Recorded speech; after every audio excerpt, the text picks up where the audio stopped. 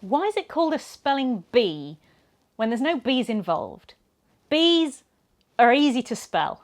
So if you were a medieval peasant, there'd be a lord who owned your village and you would have to go and work on his farm, say like 2 days a week. The rest of the time you're working on your own farm. But farm work isn't consistent like a modern job is. It doesn't have opening hours. So sometimes of the year he's going to need more work and sometimes he's going to need less. And on those days when he needs more work, he holds a bean or a boon work day.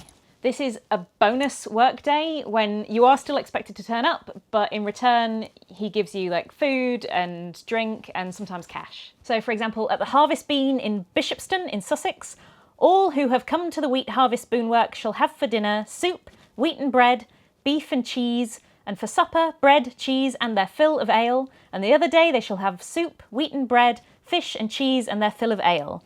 At dinner each shall have as much bread as he wishes to eat, and at supper a loaf apiece. So it was a time when you'd all get together to do work, but it was also a social occasion. And when English people went to America and they needed this extra work done on their own farm, maybe they needed something big doing, like a barn raising, they would have a bee where they invited all their neighbours round and threw a party and the neighbours would help them with the work. A bit like when your friends help you move house and then you stuff yourselves with pizza and beer. So anytime a group of people come together to do a concentrated kind of work, it's called a bee, from bean or boon work. If you get together to do a load of sewing, it's a sewing bee. Quilting is a quilting bee. And there used to be loads of different kinds of bees, but not many other kinds have survived. And it doesn't hurt that bees are seen as like industrious worker animals, so the etymology works both ways.